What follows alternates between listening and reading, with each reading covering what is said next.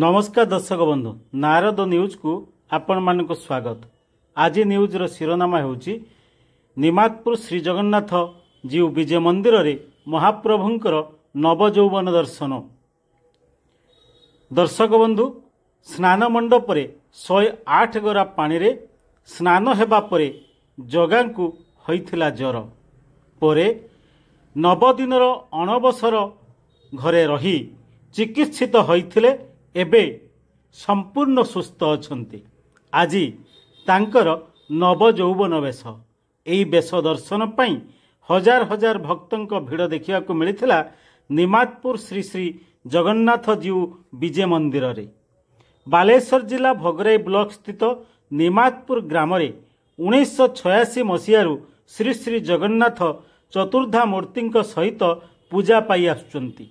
2017 मसीह अंचलवासी सहायतार एवं महाप्रभुंकर दयारे एठारे एक भव्य मंदिर प्रतिष्ठा होइथिबा बेले आज एही मंदिरर अष्टम वार्षिक उत्सव अनुष्ठित हो जाइछि।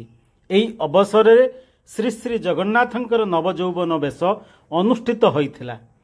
प्रातः कालरू श्री जीव मानंकर नीतिकांति परे वेदज्ञ ब्राह्मण मानंक द्वारा विश्व शांति महायज्ञ अनुष्ठित होइथिला।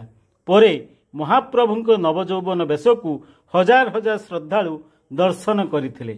एही अवसर रे मंदिर कमिटी द्वारा उपस्थित श्रद्धालुंक पई प्रसाद सेवनर व्यवस्था करा जाइथिला।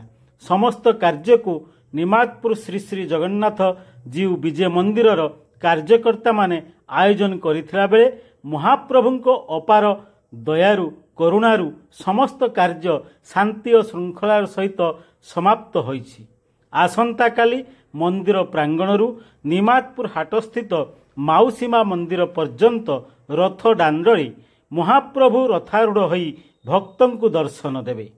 समस्तंकु एही रथारूढ़ बेसरे दर्शन करिवा पई सादर निमंत्रण रहिछि निमातपुर श्री श्री जगन्नाथ जीव विजय मंदिरर कमिटी पक्षरु। Bureau report Narad news.